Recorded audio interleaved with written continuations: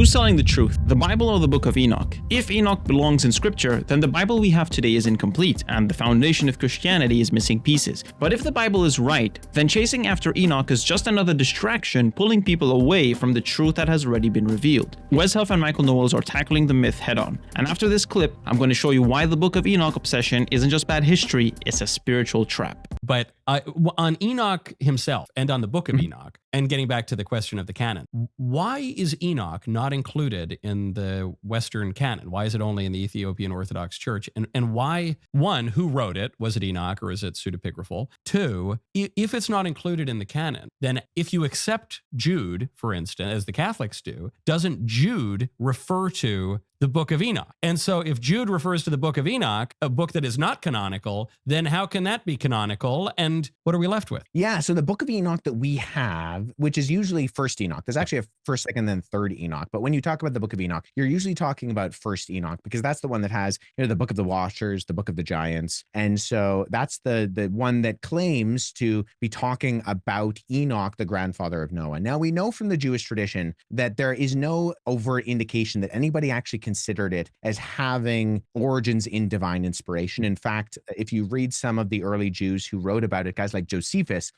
very overtly states that there were no books that were written before Moses that hold authoritative precedence. So it could not have been written before, Moses compiling the Torah. So it couldn't really be written by Enoch. No, and there are actually problematic texts within the Book of Enoch. Enoch 71 calls Enoch the son of man and the ancient who comes to the Ancient of Days, alluding to Daniel chapter 7, which is exactly what Jesus describes himself as when he stands before the Sanhedrin at the end of the Gospel of Mark. So in that sense, I think there's kind of maybe heretical, problematic sections of Enoch that ascribe things to Enoch that we would say are only and can only be described of Jesus. At the exact same time, First Enoch is kind of a hodgepodge in what we have today, in that the earliest sections in Aramaic and Greek that are part of, say, Dead Sea Scroll fragments are in fact ancient. They're 2nd century BC, but there are sections in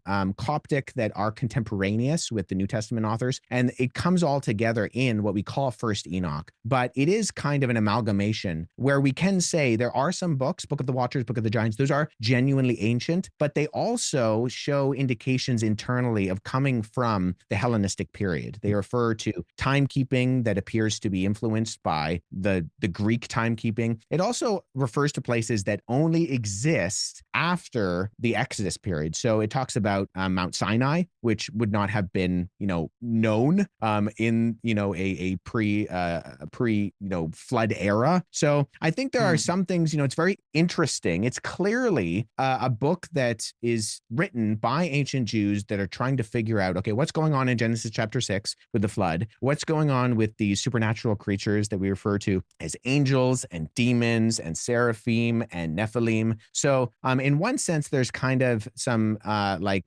thinking out loud that's going on in the Book of Enoch. And it clearly is a very popular book. It's debated whether Jude quotes it officially or just alludes to a something that's going on there, because what Jude includes is not necessarily a quotation that we can find from any of the Enochian documents, but he's clearly referring to something that his audience is aware of. But I would also point to the fact that Paul quotes Greek philosophers. He quotes Menander as he quotes a hymn to Zeus. And so you don't have to be quoting something that is scripture to be using a piece of literature that's applicable to your audience. Yes. Yeah. I think that's kind of what really knocks it down is the pointing to the Book of Acts and saying, well, I don't know if Paul can quote pagans, then I think, clearly a canonical book can refer to something that's not canonical. That's a good point. Now, speaking of the pagans, what do you make? And you ever notice how we're so drawn to mysteries? Like that fascination with hidden knowledge goes back all the way to the Garden of Eden. Has God indeed said the serpent's first words, the original conspiracy theory? He promised Eve secret knowledge that God was supposedly hiding. Now, fast forward to today, we can see the same pattern everywhere. People claim the Vatican has secret archives hiding the real gospel. I'm dead serious. You should search this up. They obsess over Gnostic texts like the Gospel of Thomas, and they insist Constantine manipulated which books made it into the Bible. And they treat the Book of Enoch like it contains supernatural revelation they don't want you to know about. But as Wes Huff explains explains the Book of Enoch wasn't suppressed by some shadowy conspiracy.